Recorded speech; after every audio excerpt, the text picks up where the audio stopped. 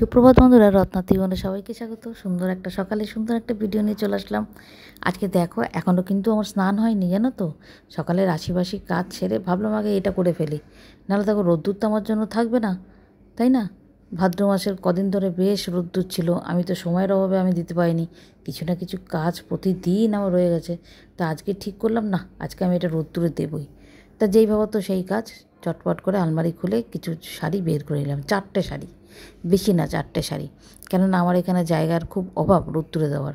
কিন্তু অভাব পুরো বলা ভুল, ছাদে গেলে পুরো একদিনেই আমি সব রোদ্দুরে দিয়ে গরম করে তুলে নিয়ে আসতে পারি, কিন্তু সম্ভব না গো বারবার ছাদে গিয়ে করা।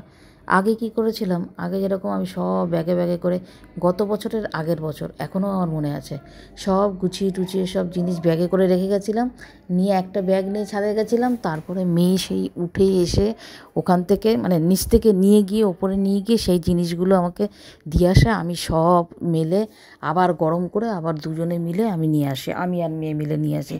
কিন্তু এখন তো মেয়েও নেই, সম্ভবও না সেটা, তোমার দাদাভাইয়েরও সম্ভব না অতবার ছাদে ওঠা নামা সম্ভব না। তাই কী করলাম যে না, আমার এই বারান্দাতে যে নিচের দিকে একটু রোদ পড়ে, সেই রোদেই অল্প অল্প করে যে কয়টা ধরুক, তবে 4টেই ধরলো, 4টে শাড়ি দিলাম।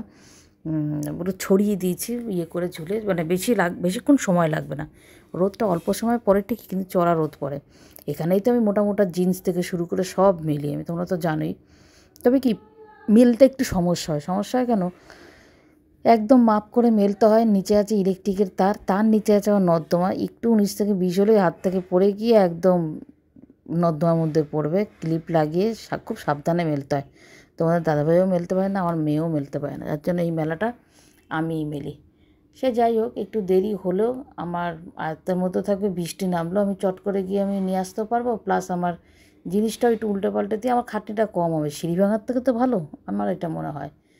তা ওই জন্য এখনও স্নান করিনি, এগুলো সব মেলে তারপরে যাব স্নানে। স্নান করে পুজো দিয়ে এসে তারপরে আমি যতটুকু যা গরম হয় তুলবো। এই দেখো ব্লাউজগুলো এভাবে দিলাম, এই দেখো শাড়ি টাড়িগুলো সব বাইরে যতটা পারলাম ক্যামেরা ধরলাম। দেখো আলমারিটা পুরো পরিষ্কার করে পুছে নিয়েছি, দুটো আলমারিই খোলা, জানলাও খোলা। এই রোদের তাপ যতটা লাগবে, গরম হবে। আর এগুলো রোদে দেওয়া হয়নি, এগুলো পরের দিন দেবো। এই খাটে সব এনে এনে রাখছি, গরম জিনিসগুলো যেগুলো রোদ্রে দিয়েছি সেগুলো গরম করে করে এনে খাটে এনে রাখবো। তারপরে ফ্যান চালিয়ে দেবো, শুকোলে মানে কি একটু ঠান্ডা হলে তারপরে সেগুলো ভাঁজ করে আলমারিতে ঢুকিয়ে রাখবো।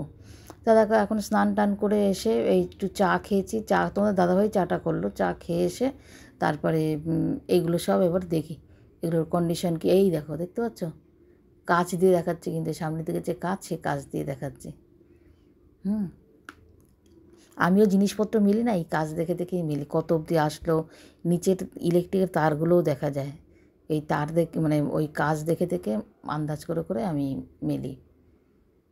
তা দেখো জিনিসপত্রগুলো অনেকগুলোই আমি তুলে নিয়েছি। এই দুটো শাড়িই বাকি আছে, তখন আমার খেয়ালও ছিল না ক্যামেরাটা অন করার, কাজে এতটাই ব্যস্ত ছিলাম না। এই দুটো শাড়ি বাকি আছে, তুলে নিলাম। পরে 7টা শাড়ি মোট দিয়েছিলাম, প্রথমে ছিলাম 4টে, পরে আবার 3টে, মোট 7টা শাড়ি দিয়েছিলাম। দেখো এগুলো সব এনে এবার আমি খাটের ওপরে রাখবো। খাটের ওপরে ফ্যান চালিয়ে দিয়েছি, এই দেখো সব খাটের ওপরে এই জিনিসগুলো আমি এখানে রেখেছি। ঠান্ডা হোক, তো ঠান্ডা হোক, তারপরে আস্তে আস্তে করে ভাঁজ করে হ্যাঙ্গারে রেখে ওই ঘরে দিয়ে রেখে আসবো আলমারিতে। এবার এই ফাঁকে চলে আসলাম রান্নাঘরে এসে রান্নাটা এবার একটু করতে হবে। সকালের দিকে রোদটা তাপ ছিল, কিন্তু জানো তো বেলার দিকে আর অতটা রোদের তাপ ছিল না। এখানে আজকে করেছি হচ্ছে মাছের তেল, আর করেছি বোয়াল মাছ। বোয়াল মাছের মশলাটা করে নিই, মাছের তেলটা তো হয়ে গেছিলো, বোয়াল মাছের মশলাটা করে নিয়ে তারপরে মাছের মানে একটু কষিয়ে জল দিয়ে, তারপরে জলটা ফুটলে মাছটা দিয়ে তারপরে যাব ওখানে ওগুলো ভাজ করতে, ততক্ষণে ঠান্ডাও হয়ে যাবে।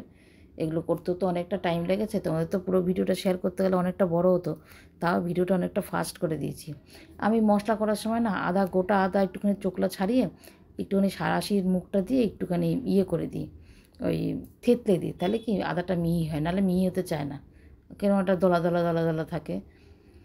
হয়ে গেছে, ঝোলটা ফুটেছে, মাছটা দিয়ে এসেছি, দিয়ে এসে তারপরে আমি চলে আসলাম এই ভাজ করতে।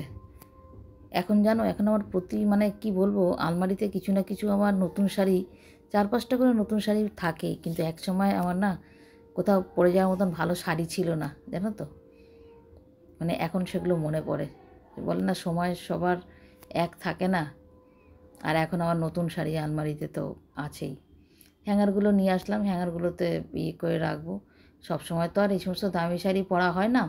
এই শাড়িটা আমাকে অ্যানিভার্সারিতে দিয়েছিল আমাদের পুরনো বাড়ির এক মামি।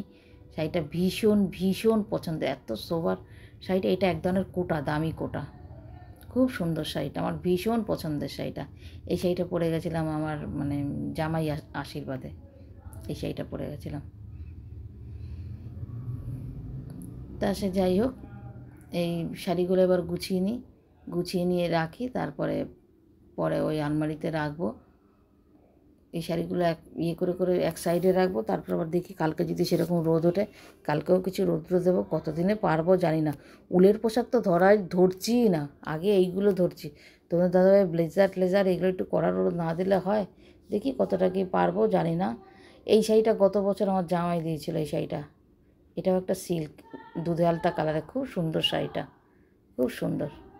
এত সোবার পালসের সেট দিয়ে পরলে না খুব ভালো লাগে, খুব ভালো লাগে।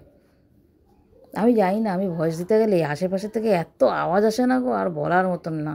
এগুলো প্লিজ একটু ইগনোর করো। আমার ভিডিও তো অনেক আওয়াজ আসে, কী করবো, আর আমার কপাল জানি না, ভালো লাগে না। সে যাই হোক, দেখো এবার লাইটটা জ্বালিয়ে দিলাম, খেয়ালও ছিল না যে লাইটটা জ্বালানো নেই, বুঝেছো। আর এই দেখো এই শাড়িটা হচ্ছে ওপারা সিল্ক। এই শাড়িটা দিয়েছিল আমার মাসি শাশুড়ি। আমার প্রায় 7-8 বছরের পুরনো এই শাড়িটা। আমার দেওরের যখন বিয়ে হলো, সেই বিয়েতে আমার মাসি শাশুড়ি দিয়েছিল সেই প্রণামী হিসাবে, ওপারা সিল্ক। এই শাড়িটা তখন গোয়েন্দাগিন্নি হতো না, টিভি সিরিয়াল, তখন দেখতাম, ভালো লাগতো ওই সিরিয়ালটা।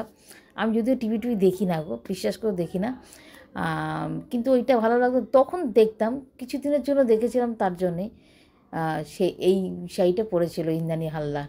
এই শাড়িটা মনে আছে আমার, এটা ভীষণ সুন্দর। আর এই শাড়িটা নিয়েছিলাম, এটা একটা কেরালা সিল্ক। এটা এটা আমার মেয়ের বিয়েতে এটা নিয়েছিলাম, এটা জামাই বরণ করেছিলাম এটা দিয়ে। শাড়িটা ভীষণ পছন্দের, একটু ভারী কিন্তু দারুণ গর্জিয়াস শাড়ি, মানে সব এজে এই শাড়িটা পরা যায়। আমার অল্প বয়সে বিয়ে হয়েছে, অল্প বয়সে বাচ্চা হয়েছে, কিন্তু যাই হোক, মেয়ে বিয়ে দিয়েছি মানে যে আমি বুড়ি হয়ে গেছি তা কিন্তু না। আমার খুবই অল্প বয়সে বিয়ে হয়েছে, সে তোমরা তো আমাকে দেখলেই বুঝতেই পারো। বয়স তো আর লুকোনোর কিছু না, তাই না? বয়স আটকেও রাখা যায় না, দেখলেই বোঝা যায়, তাই না? এবার এগুলো সব ভাঁজ করে নিই। আর এখানে আছে দেখো, ক্যামেরাটা করতে গিয়ে টিউবলাইট কিন্তু জ্বালানো, কী করলাম আবার দেখো আলোটা কমে গেল, কী যে হয় ছাতা বুঝি না। সে যাই হোক, তোমরা দেখো, এটা একটা ব্যাঙ্গালোর সিল্ক। এটা হচ্ছে এই কাজল হাতার কাজ, স্টিচের, এটা সাদা সুতোর, মানে হ্যান্ড কাজ, মানে কী বলবো, এটা হ্যান্ড স্টিচ, এটা কাজল হাতার কাজ।